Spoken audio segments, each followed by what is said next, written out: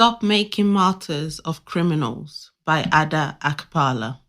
The recent acquittal of police officer Martin Blake in the shooting of Chris Kaba has ignited widespread outrage and claims of trauma within sections of the Black community.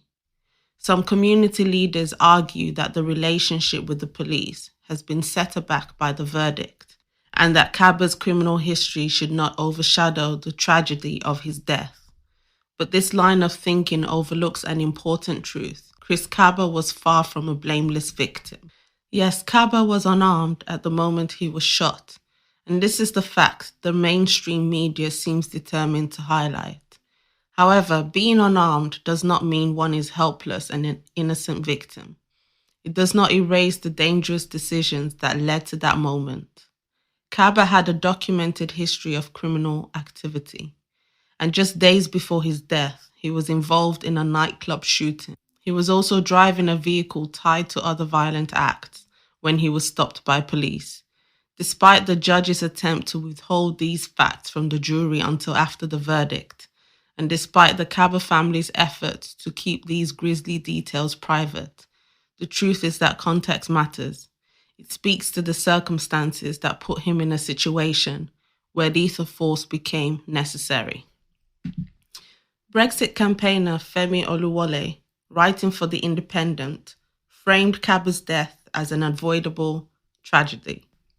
And indeed, it could have been, had Kaba not allowed his reckless choices to lead to a confrontation that ultimately cost him his life. The loss of any life is tragic, but we must resist the urge to romanticize or excuse the behavior that precipitated this outcome.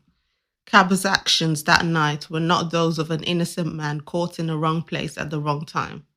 They were the inevitability of a life shaped by constant misjudgment and destructive impulses, culminating in a fatal encounter. It's also entirely normal for the public to scrutinize and try to understand the background and circumstances leading to any tragic outcome. While this may sometimes be seen as distasteful and insensitive, it is a natural tendency. It speaks to our collective need to identify patterns in human behavior and make sense of complex events. For instance, when Jay Slater went missing in Tenerife, there was an initial collective worry and sympathy directed his way. However, as people began to dig into his past and uncover unsettling details, such as his involvement in a gang-related machete attack that left another teen with a split-open skull, public sentiment shifted. We're seeing something similar now with the horrific and disturbing death of Liam Payne, who recently fell from a third-floor hotel balcony in Argentina.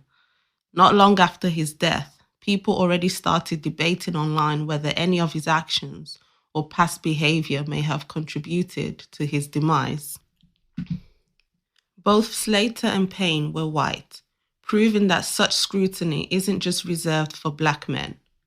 The notion that Black people are the only ones subjected to intense background checks simply doesn't hold up to reality.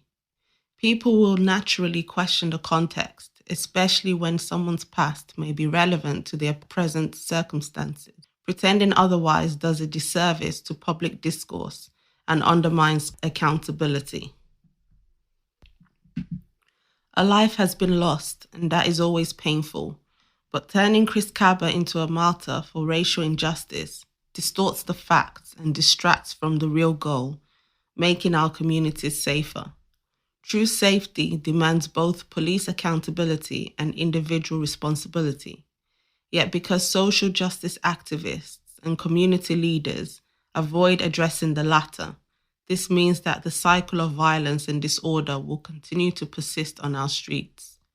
Community leaders have also lamented that these incidents further erode trust between law enforcement and the Black community, damaging an already fragile relationship. And while it's important for police officers to have a good relationship with the communities they serve, they still have to do their jobs. They cannot be put in a position where they have to second-guess their actions out of fear of ruffling the waters, as it hampers their ability to maintain law and order effectively. Kaba's actions left a son fatherless and led to a family being heartbroken. This was not the fault or doing of the police officer. This was not some random injustice. It was the result of the chosen path and actions of Chris Kaba. And this is the message that should be communicated to young black men who statistically are more likely to have their lives taken by another young black man than by a white police officer. It is frustrating that this reality receives the fraction of the attention given to bad police encounters. Perhaps this is because it's easier to rally against an external enemy than to confront internal challenges. It's more comfortable to blame a system than to acknowledge that sometimes tragic outcomes stem from a series of deliberate choices. While our environments undoubtedly shape us, and socioeconomic status significantly influences the circumstances of many young black individuals, keeping these conversations at a systemic level often morphs into a patronizing narrative that inadvertently strips away individual agency. Speaking about personal responsibility within the black community is not an act of victim blaming or a lack of compassion.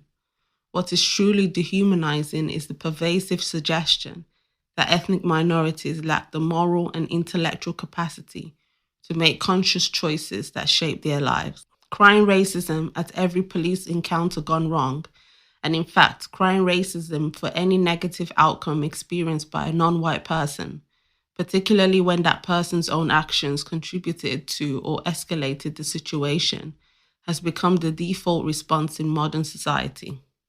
However, we need to move beyond immediately reaching for racism as a universal explanation and instead evaluate each situation on its specific merits, including examining how individual choices and behaviors contribute to outcomes.